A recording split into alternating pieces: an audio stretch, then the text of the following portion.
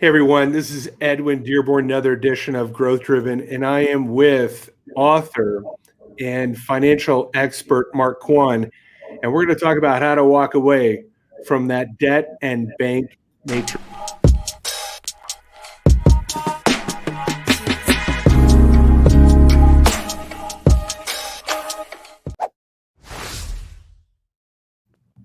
Hey Mark, thanks so much for joining me today.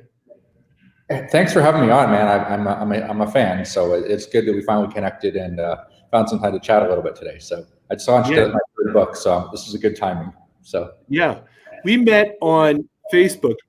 Lord knows when. It's been a while. Yeah, it has been. So I guess we've both been busy. So got one of your books. Haven't read the whole thing. I've probably read maybe 30-40% of it. Okay. On how to basically legally avoid tax. Awesome. Which was of high interest to me, and I know is going to be a high interest to everybody. Just to let you know, Growth Driven, you're now my 20th guest. Cool. We also repurposed this as a blog post and as a podcast later on, and out to probably, by the time we distribute it, to about 30,000 people. Oh, sweet. Awesome. Love it. Yeah. So I'm really interested in interviewing experts in specific areas regarding finance, marketing, business expansion. And you've got something that I know absolutely that a lot of business people are interested in, which is getting away from debt, getting away from taxes. Because I know that taxes is probably the biggest business expense that we really don't take in consideration as an expense. Can you tell me how you got involved in financial services and what drove you to this journey and purpose that you're on? Okay, so I basically started with no money, so that's a good place to start. Grew up in a very poor family. We were on social programs. I was on social programs once, so we were poor neighborhoods. Grew up around, the worst neighborhoods. I've been robbed many times by knife point in the neighborhoods I was growing up. We had no money, and it's funny. My family ended up moving from Canada, where we lived, to Los Angeles and things. And I was wearing my Payless shoes, and at the time, and my if you know what Payless shoes are. And my mom wanted to get me to a better school, right, where I wouldn't get robbed anymore. So she took a babysitting job, and she started making extra money so she could send me to this private school in La Cañada, right, where all the rich kids live. Yeah. And my first week there, the rich kids were making fun of me because I was wearing Payless. So I got in a little argument, and that's it. And that was the end of my schooling in the nice neighborhoods. But no, I just grew up with no money. My dad was a bricklayer. He didn't understand finances. His dad was a fisherman who went on a boat at 13 because his dad died when he was 13. So he became a fisherman at 13, never learned to read, never learned to write. I come from humble beginnings, you would say. And so I was growing up, and I was mixing concrete with my dad. My first job when I came to Los Angeles was a security guard because I didn't have a green card. So I worked as a undocumented worker as a security job for $6.15 an hour.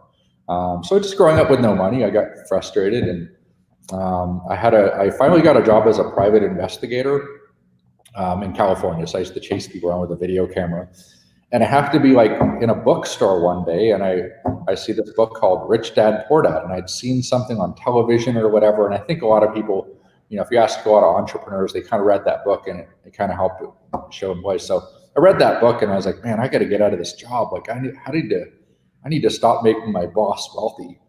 And it was that was really the start of that road of financial education. And one of the things they talk about is becoming a sophisticated investor. I was like, wow, that sounds cool. How do we become a sophisticated investor, right? And that's a person who's invested in all these different things, and they've made money, they've lost money, they've invested in real estate, stocks, bonds, stock options, whatever. They've invested in all these different things. It gives them something to compare it to. So my goal was to become a sophisticated investor. That was probably 18, 19 years ago. And I said, I just better get out there and get my butt kicked, because I did go to school for a little bit for business and finance and stuff. What I learned in school is, man, they're good at giving you student loans and credit cards, putting you into the debt matrix. They're good at putting you in the debt matrix, but they don't teach you how to get out. That's the problem. They teach you the opposite things. So that was really what caused me to write the first book is the system is so, it's all built on debt. And if you don't understand the system, you're at a huge disadvantage. If you understand the system, it's life-changing. You can really control the parts of the system, and that's what wealthy people understand. I just hang out with people that were smarter than me over the years and read books that are smarter than me. And then I got recruited into the financial industry in 2005 at a sushi bar, having sushi with friends, right? I was making good money as a private investigator. I'd sold some real estate. I bought some real estate, sold some real estate. I was making good money, but I went out of my job. And I went to a sushi bar in 2005 at a birthday party, and some guy recruited me into the financial industry at the time. So that's kind of how that happened. So wow, that's great. What I like about your story is that you obviously not born into wealth. You went on the journey of becoming self-educated. You saw that college was part of the matrix. Yeah. Where a lot of people think that college is the way out of the matrix. Now, that may be true for some if you want to become a doctor. College is a certain route for a lot of people, but I don't believe that it's a route for everybody. And you're right, they strap you down with debt, which is a major issue in this country. Yeah. Then you realize from reading books that you got to find the next path. Right. It's not about, it's about the education you get, but also the education you don't get. Tell me if this sounds familiar to college students. You go to college and you walk in the campus, and the first thing you do is you sign up for your student loans, right? Yep. And then they walk you over and tell you you get your first student credit card, and you need to get good credit. So then they're like conditioning for debt, right? And then how does that college stay open? Well, they need to get those students to go sign documents to keep themselves to sign for the student loans, because without the signatures on the student loan page, there is no college, right? So those teachers and schools can't exist without them doing it. So it's the greatest Ponzi scheme ever. You need to take more people and jam money into the system so the other people at the other end at the top can get the money. It's the biggest Ponzi scheme ever. And unfortunately, students are trillions and trillions of dollars in student loan debts. Worse than that, then they condition them for the credit cards, and how do you need to get all these credit cards, rack them up to get your good credit score, and then you need your auto loan, all those things. It's just conditioning to get out of debt, right? And debt can make you tons of money, or debt can make you very poor, right? It's just understanding the system and how it works. I mean, let's not get into like fractional reserve banking or something like that. That's just a whole area. But you need to understand that when right now, let's talk about right now, right? I started the book in 2009, and I didn't know how to write a book. I just started writing stuff. How I learned stuff, I jump headfirst in, and then I figure it out as I went. It's like, I don't know how to write a book. So I'm just going to type stuff at Starbucks for the next 5 years, right? And then hire consultants, and then boom, I had a book, right? Yeah. I didn't know how to sell the book. I just knew I was going to create a book, right? So, but just understanding that where we are in history right now is the government's printing trillions of dollars. That trillions of dollars is going to chase the same amounts of goods, causing inflation, right? Inflation in real estate, stocks. So for those people that understand, they're like, man, they're excited. They're like, man, there's so much opportunities out there to make money. But people aren't going to do that. They're going to go, oh, I'm going to make more money. I'm going to get the big house and the big car and all this stuff. And they do the opposite they do, right? So it's just what we're taught to do. Wealthy people get wealthy because they raise their income and they reduce their expenses, right? The middle class raise their income. What do they do? Raise their expenses, raise their income, raise their expenses. And then when the economy crashes, what? Their expenses are up here and their income's down here. And then they lose it all, and then they start over again at the bottom, right? Rich people understand that, you got to be, I'm still driving a car that, it's not a great car, but I don't care. I don't have a car payment, So, and I'm investing money. That's what I'm doing. I'm investing money and creating income streams, multiple streams of income. Every day I get up and go, how do I create a new income stream this year, right? So, yeah, books is a good way to do it, because you can write a book. If you know how to market it, you can make a residual income, and you can teach other people at the same time, which is super cool. And that's why I get people that reach out to me all the time and say, hey, this is my second podcast this week, right? So, because people are like, man, your book was actually really good. I enjoyed it. Like, we should have you on the show. So I'm the kid who hated school and hated reading, yet I'm an author that sells a lot of books on Amazon. It blows my mind to this day. My family, me and my brother were laughing about that the other day. He's like, I know where you come from, and you're like writing books and selling books on Amazon, and people want you on the podcast. My brother's like, I watched where you came from. I'm like, you're like the least likely kid to do that. So, but that's the great American story, is that somebody can start with nothing. Yeah. Can become an author, can become a successful businessman. And again, back to your point, if we learn the system. Yeah, you have to understand the financial system, and you have to understand the opportunities that people have that were never there before. Like, to become an author, it's way easier, cheaper, and faster to do it than if you were going to try it 10 years ago, right? All these things are easier. You have to definitely have to understand finances, and you have to start understanding a little bit about the marketing world. I mean, I've got clients. I was on the phone with a client who's 22 years old, who made $700,000 this year. And he's 22, and he made it from his computer. It's crazy. I mean, yeah, but he obviously understands. He started his company 12 months before that. He went from zero to $700,000 a year, and he's 22.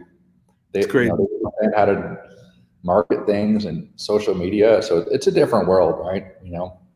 It is. And hopefully he doesn't get into the debt trap. Hey, if you're just joining or listening on this as a podcast later on down the road, a year from now, 2 months from now, 2 days from now, I'm with Mark Quann. You can go to richmanpoorbank.com. I'm scrolling it here.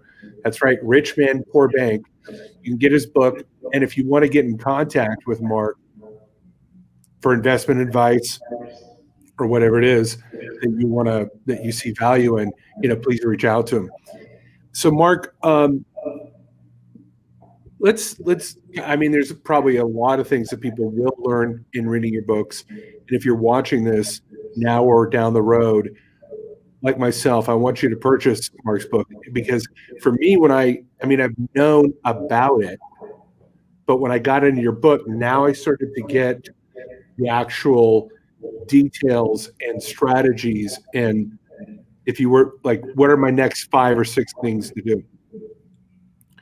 When you sit down with somebody that wants to start to learn how to walk away from the debt banking matrix, what's kind of the layers that you got to take them through? I mean, I know, I'm sure everybody's different, but what seems to be your system that tends to be more universal than not? It's pretty basic. Like, if I have consultants that make a lot of money, I have clients that make a lot of money, and because I grew up with no money, I'll take on clients who just like help them get out of debt. Right? It's just, right. Do I make any money on it? No, but it's good. So Americans have like $16,000 in household credit card debt. That's just insane. Like, we need to get rid of that. So how do we get rid of that? That's $16,000 of credit card debt. That's like financial cancer, right? How do you get rid of that? Well, you can take a loan from your 401k at a 0% interest. Boom, we can pay off that. We can take a car that's paid off, remove the equity from the car if there is any, and pay off that. I can show you how to raise your credit score and move it over to a 0% credit card for the next 12 months. Whatever, it could be A. If A doesn't work, we're going to do B. If B doesn't work, we're going to do C. If C doesn't work, we're going to do D, And then good. Well, okay, what's the interest rate on your car? And I see people have interest rates on their car of like 7, 8, 9%. That's crazy too. Why? Because they had high credit card debt. They went to the financing company, and then the financing company gave them 10% interest. Right? Well, if we get them out of credit card debt, their score shoots up. Well, we can refinance the car down to 3.5% interest. Okay, that's the basics. Now we're increasing the cash flow, right? We're getting rid of debt, getting rid of high interest debt. Yep. Right, and then we're just increasing the cash flow. The cash flow goes up $300 a month. Well, what do they do with that $300 a month? Where are we going to invest it? What's your goals, right? If you don't own real estate, what's your plan to buy real estate, right? How do you protect that real estate? Do you have life insurance? Things like that. It's all important stuff, right? Now, here's the thing. I do a lot of consulting with these young guys, and they're making lots of money, but their parents don't have a lot of money. And so I'm like, look, do your parents have life insurance and long-term care? Like, what are you talking about? Like, if your parents get sick and they don't have long-term care, they're going to lose all their assets and they're going to come live with you, and you're not getting anything. You're not inheriting anything anymore. Your inheritance is gone, and you're going to be helping your mom change her diapers when she's 95. And they're like, wow, no.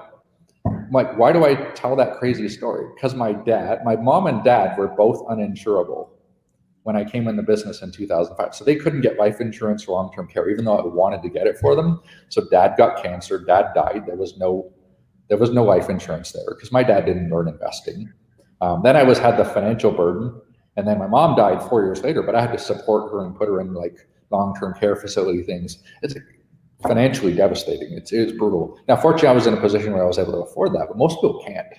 And people don't think like it's really about like a family going, how do we become financially literate ourselves as a family and make sure the kids are doing it and the parents are doing it and have a good plan, and how do we grow the wealth and protect it? Because if one person does it and then one person doesn't, it's usually the other person comes, they're saying, have you ever heard money is relative before? You ever heard that before? Yeah. The more money you have, the more relatives you have. It's true, So, but no, I'm in a great place where I have, I sacrificed, I worked super hard. I worked night and day to learn the financial industry. And then now I've got 3 books on Amazon. They're selling great. I've got passive income, I've got investments, and now I'm just going to keep focusing on that. So, but I'm still driving the regular car, and I'm not driving a Porsche. I'm not driving a fancy car. I'm still driving a regular car, and I'll drive it till the engine blows up, and then I'll figure out how to borrow to buy another car at some low interest rate somehow or something, So, yeah, just common sense. Yeah, you're in the United States of America. If you have the ability to earn money in the United States of America, and you have financial discipline and a financial literacy, you can become wealthy. You can become financially independent. So. But That's cool. Yeah. I want to bring those 2 points: financial discipline, financial literacy. I think those 2, you could call those the core of your muscle group when it comes to finances. When you get somebody on, how do you get in their discipline? How do you start to enlighten them with their literacy? It's pretty simple. I say, look, you have all this debt. I'm going to help you get out of debt, and you're going to, we're going to get you there, but you're going to keep investing this. And if we get you $500, you used to paying $500 a month in credit card debts and bad debts. If we free that up, you're going to invest this $500 a month toward your future. Or do we agree on that? And you're not going to rack up your credit cards anymore. Because if you're going to do that, then we're wasting our time. Make sense? Like, I'm wasting my time and I'm wasting your time. So, if we're going to do this, I want to help you, but we need to make sure that you stick on a path to do that, because I don't help people get out of credit card debt so they can go on a spending spree next week. I guess not my use of time. So yeah, it's like helping a crack addict. I get it. Yeah, getting them more money so they can buy more. Yeah, it's crazy. Yeah. So let's say you free up $500. I know every individual is different. Give me maybe 2 or 3 tops. Go, okay, I got $500 now. Where do I start putting it?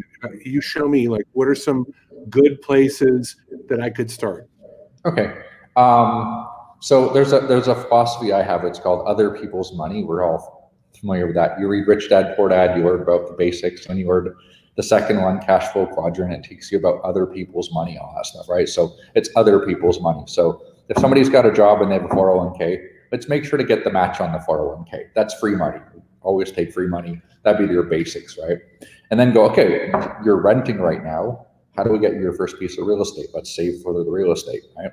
If they have kids, dependents, children, dependent parents in the future, we're going to get you some life insurance to make sure they're, maybe life insurance on your parents or whatever, long-term care, make sure that you're going to protect those assets. And you got to buy some real estate at some point.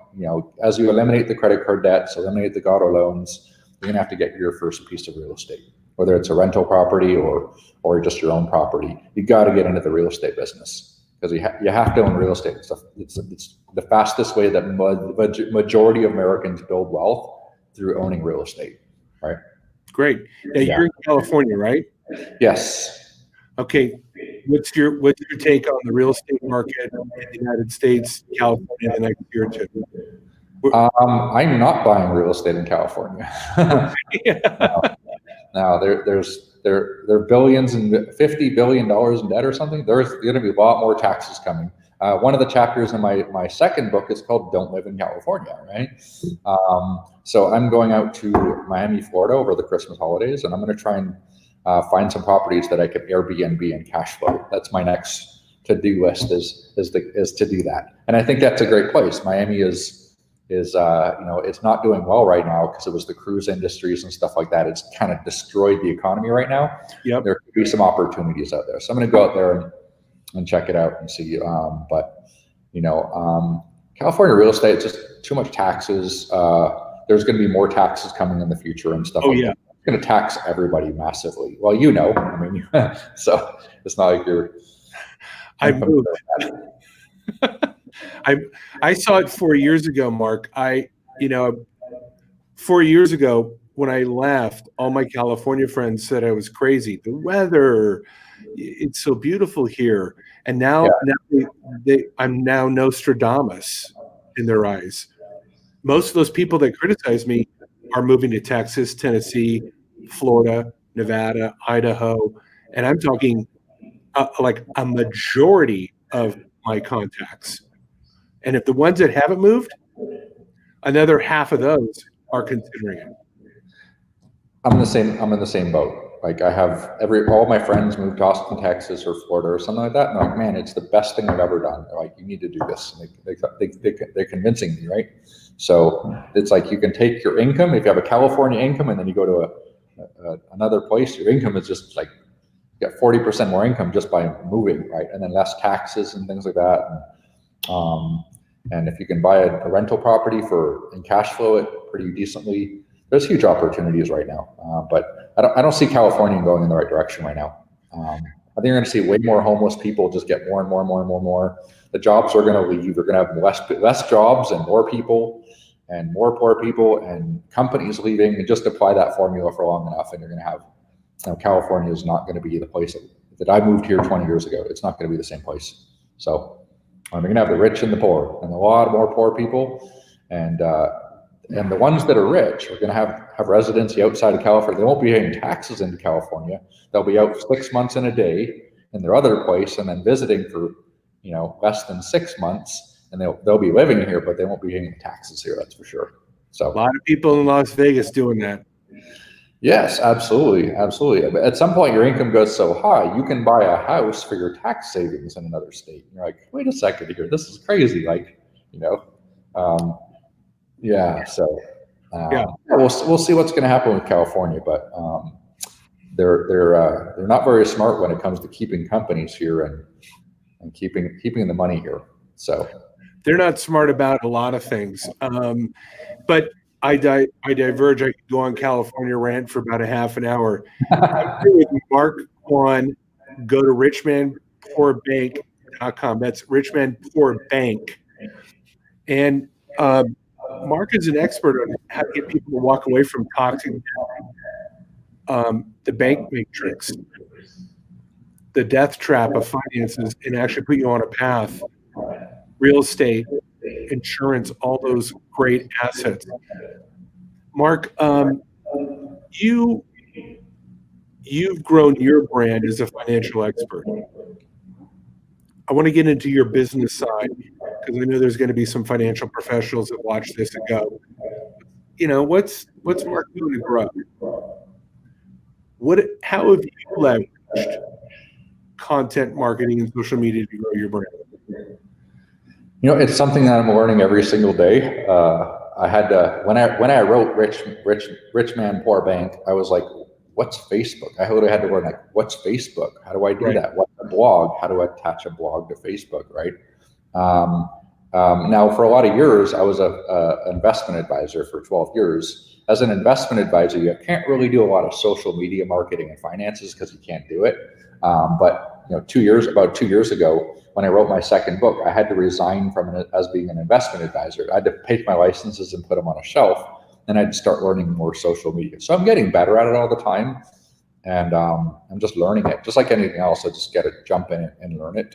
And then, my Instagram, if somebody goes to my Instagram, I do a lot of financial stuff on my Instagram page. And right now, if somebody goes to Amazon, just puts my name in there, Mark Quann, then all my books are there, and they're selling really well, all three of them right now. So it's good. So I'm just constantly working on improving the brand. And right now I've got other financial advisors buying books from me because I want to educate my client on this specific topic. Can I buy 100 or 1,000 books from you? Like, yes, you can. I'll give you a super good price too. So so it's good. I'm just talking to people. Like I said, this is my second podcast this week, and I'm thinking about starting my own podcast. We'll see if I kind of go down that road. But it sounds like fun. I mean, I like talking to people, so it's gonna be fun. So. Yeah, I'll tell you, just from my experience, I was doing a video called Caffeinated Content where I would go to coffee shops and throw up my phone, and just as people were getting coffee, I would live stream. It was kind of my shtick, if you will. Yeah. Well, that died in March when no one was allowed to go to coffee shops. Oh, that's right. Okay. Yeah. So I've been doing it for years, and I was already kind of thinking of rebranding, but COVID hit. Right. And 3 or 4 months, it was just like, and I'm not going to do it with a mask on while I'm trying to talk and do. Plus, people are walking by going, "Oh my God, you're talking too loud. You're spreading the Rona." Yes. So I learned about what I'm doing this platform on is called StreamYard. Yeah. And then we upload the audio onto Buzzsprout, which is podcast, and we repurpose it as a blog post. Okay. And now I've got 3 pieces of content from one interview. Right. And interesting enough, Mark, the doors that it's opening is quite interesting, because when you approach somebody and you go, "Hey, I want to pitch you my deal," like, "Hey, I want you to be a guest on my show." It's a way easier to create that relationship with people. Right. And I've had a couple individuals that have been Inc., Forbes writers, and then I send them my video and they put it out on their mailing list, and I get like 100 hits in a day. Right. So it's a great way to not only get your brand out there, but to network and have other influencers share what you do. Right. Absolutely. Yeah, I'm definitely leveraging that too. I've been talking to a lot of guys who have run other companies, who have a lot of influence on Facebook and Instagram and things like that. So again, I'm constantly learning. I think this is something you can learn about every week. You can learn something new. And the great part is, like, it's not like you have to figure it out. Just go onto YouTube and like, how do I do this? And boom, there it is, right? It's like you can learn anything anymore these days. So I tell everybody YouTube's the greatest university in the world. I don't know if you want to learn about business or real estate or whatever, I wholeheartedly agree with you. So in the future, tell me some of the future efforts that you're going to take to educate people. I mean, you seem like a guy that's always got his next 5 steps figured out before he tells anybody. What are your next steps to go out there and educate people about this stuff? I mean, basically, again, the best way to distribute books is through other guys who have networks and centers of influence and things like that. So that's my next step is take my book on what's called IUL and start marketing that to guys who have big financial agencies. And I just, one guy read my book and he's like, "This is amazing. I want this because this can educate my clients on this topic." And he bought 100 books from me yesterday. I'm like, "That's pretty cool." He's like, "I'll probably come back for another 1,000 pretty soon." But Wow. It educates on a topic that there's a lot of interest. So there's a thing called an IUL, but you're like, "What's that?" Go to Amazon and put IUL in Amazon. Boom, my book is like the #1 book that pops up there because I wrote that for the purpose of marketing. One thing I learned is that if you name a book wrong, you're not going to be able to sell it. If you put the name wrong and you don't name it something that people are going to search for and it's not going to show up, it's going to be very difficult to sell it, right? I have a little hack on my computer here where I can find out what my competitors are using for marketing words and what the top words are or the buzzwords are if I want to sell a book. So now if you ever want to write a book, you need to know that, right? Because my first book didn't sell. Rich Man, Poor Bank never really sold much. It sold on word of mouth, whatever, but it was selling very little. Top 10 Ways to Avoid Taxes, I learned a lesson, right? Taxes, a guide to wealth accumulation. The word guide and wealth accumulation is something that people search. So you need to learn how to have a great book, how to write it and keep it simple, but then you also need to know how to actually market that book and have a plan for marketing that. So that's what I learned is just there has to be a marketing side to what you're doing, because if you're not good at marketing, it doesn't matter what you do. You got to learn the marketing side. You have to. There's so many great financial advisors that are financial advisors, but they just can't market themselves. They don't know what to do. So you are preaching to the choir, but it's great and it's refreshing to hear it from you. And I love that hack of how to name your book. It's like, I think a lot of times authors or content creators get into like, well, I want to call it this because it really expresses who I am. They want to be artistic, right, or creative, quote unquote, where you've reverse engineered and going, well, how would they find me? What's their search intent? And then I'll fulfill that with my title. Yeah.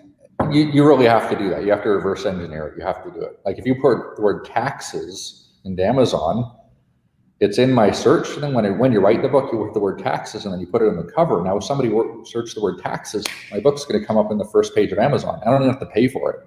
So it's just understanding. I use a program called Kindle Spy. I think it's called, Kindle Spy. Pretty cool program. And, I can hack into Amazon and see what my competitors do. And, I can go from there. So it's a pretty awesome program. Now you just disappeared. Is it KD Spy? Is that what it's called? KD Spy, yeah, Kindle Spy. It's a pretty awesome program for doing that. Now I just lost your page when I pressed the button here, so I don't even know how to pick it up again. Where did it go? So, well, I could do a screen share if you want me to and kind of show this. Oh, there it is. There we go. Got you back here. So, okay. Yeah. So basically, it's called Kindle Spy, and every author should know that when they're writing a book, is know how to do that, and and how to look at another competitors and the top words. If you're writing a financial book, if you don't know the top 5 words that people are searching for when you're writing a financial book, you're killing the opportunity to sell your book, right? So it's a pretty cool program. So just the topic for people who. Oh, by the way, I wrote a book because I was sitting in a seminar with 3,000 people, and there was a guy named John Maxwell. He's like a leadership coach guy, and a lot of people have heard of him. And John Maxwell's on stage, and he's like, "Hey, you guys should write a book." And here's why. He listed the reasons. And he goes, "But how do you write a book?" He said, "You need to read, write, and think every day." And I was like, "Wait a second. I can read and I can write and I can think every day. Maybe I can do this." And I literally started thinking, reading, and writing every day. Like if it's 20 minutes, it's write something, and then you write something, and then you come across a block, and then as you're going around the world, if you're thinking about it, your mind captures the solution. When you wake up in the morning and you're like, "Oh my God, that's the thing!" Like you can jump back. So writing a book is there. It's just before, if you ever wrote a book, how are you going to sell it? Oh, great. That's what Amazon's for. It's amazing. I can write a book, pay a consultant, format it for Amazon, put it on Amazon, study the search terms, and then I can even pay for marketing on Amazon, where I pay X amount of money and I make some amount of books, and you build a money machine. None of those things existed before. We have so many opportunities if you just get financially educated, and that's getting educated on the marketing side, getting educated on the sales side, getting educated on when you make the money, how do you keep more of it, and then how to invest it. Those are all that's how people become the top 1%. So absolutely. Yeah. If you can drive in the business, market the business, and then save the money and invest the money correctly that you made, you basically have the trifecta. Bring in the business, invoice the business, invest the money that you invoiced. Yeah. Here's what I do every single day to see how much money I made for books. I log into Amazon and look at the chart. That's the total amount of work that I have to do today to sell books. I log into Amazon and I press the little button, and it tells me how much money I made. And I have no idea who's buying them, but I get to log in every single day and see how many books I sell every single day. And then those books, they have my contact information, right? So somebody reads a topic, and then they contact me, and I get a client. So I'm getting paid for doing nothing, for all my marketing, to find all my clients. And the client comes to me educated and motivated. I can't think of a better system to do that, And a long time ago, when I wrote Rich Man, Poor Bank, I had advisors that I was training, and I go, "Hey, if you want to, here, go give up some books to your friends and family, and let's set up an appointment with them. That was it. That was my marketing plan. Take these books and give them there, and then let's go talk to them. That was it. So. Yeah, I've had a similar experience where I've written a couple of books, and when you show up to an appointment, I would hand the book to them first and go, just, I've authored this book.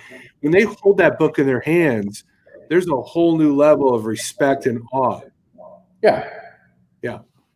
This is great knowledge, Mark. Thanks so much. You not only educate us about money, but I think there's a lot of business people that go, I want to take my brand to the next level. How do I write the book? You given some great tips from, it's John Maxwell, right? Yeah, John Maxwell was the read, write, and think. He said five things, but I'm a really bad note taker, so I only got 3 of them. I just ran with it. Hey, those work for me. Read, write, and think. I like it. Exactly. I don't know what the other 2 are. Don't really care either, because the 3 that I remembered worked. There you go. You got a product. You got a result. And then the Katie Spy, great tip. Thank you so much for that.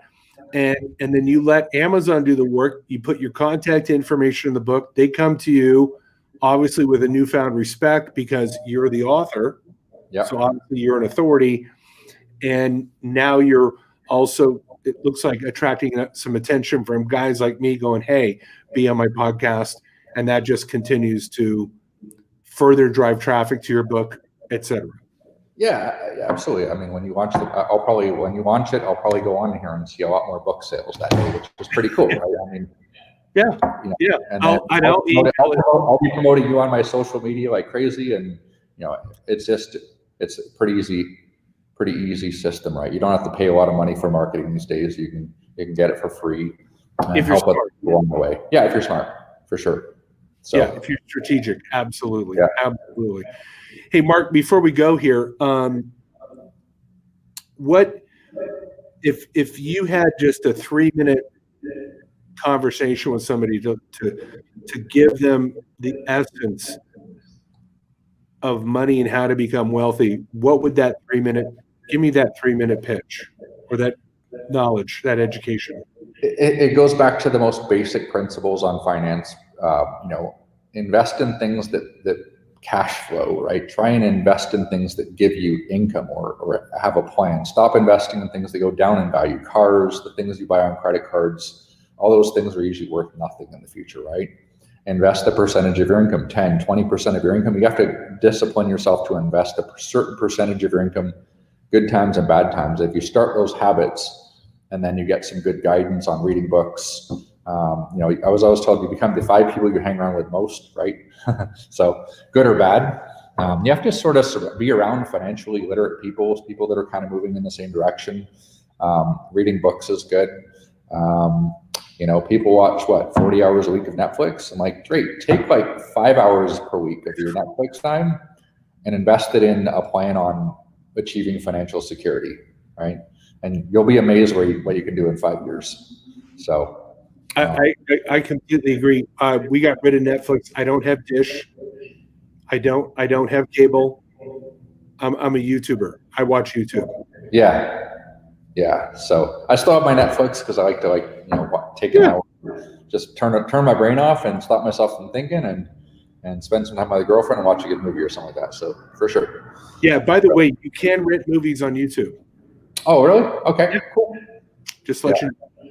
For sure. But it's you have to keep investing in your financial literacy. You need to realize that when you're told to go to the bank, save money, get good credit, if that's your level of financial literacy, you're gonna have a very difficult time in the future. I think the poor middle class teach their kids to go get a safe and secure job, save money, get good credit, and pay your taxes. The rich people teach their kid to own a business, right? Invest, and how to avoid taxes. That's really what it is. And it's just a different, you're being taught opposite things, right? Rich people understand how to avoid taxes, real estate investments, all those things, and they just do it. And trust me, I didn't know this stuff, but you can learn this stuff much faster if you use books and videos and things like that.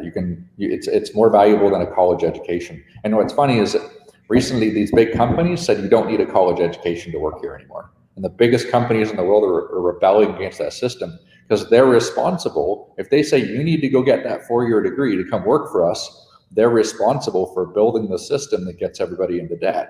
So I think they realize, well, wow, we got to stop doing that. So there's a lot of the biggest companies you see, they're like, no, you don't need a college diploma anymore. Come in our entry program. We'll tell you which classes to take, and then take those, and then come work for us. That's the future. I don't see a future, and the college system will not be the same as it was. It's going to disappear. And I hate to say it, but all those professors who make their money by teaching, they're going to be in trouble. I can see that coming down. The writing is on the wall. And again, people need to become financially literate themselves. The teachers themselves need to go learn finances more themselves, because they can't rely on the system. I mean, so many jobs are going to disappear in the future. You better learn how to make money, right? They say if you don't learn how to make money while you sleep, you'll work till the day that you die, right? That's true. Sage advice. Yeah. Everybody that's on this show, literally go follow Mark Quan on Instagram. Go to Amazon, get his books. He knows what he's talking about. He's come from the bottom up and now teaching others how to do it. Mark, hey, thank you so much. When you come out with your next book, please reach out to me. I want to have you on the show, talk specifically about your new book. Okay. And I really hope you do begin that podcast. I think you're just a natural enthusiast and a content creator at heart. And whether you see yourself or not at that, I think you do very well at it. I'm just very comfortable with the topic, and I believe in it. So I think there's passion there, and I just believe in what I'm talking about. Like, I just, feel like, what do you tell people to do with your finances? I just tell them to do what I do. If I don't do it myself, so just I'm not going to get into like suggesting people buy rental properties and Airbnb. No, I'm doing it myself, successfully doing it. When I'm doing that successfully, self and cash flowing, I will start recommending that to my clients. But the things that I suggest, I'm doing them myself. Right? Love that. So, you're teaching people how you live.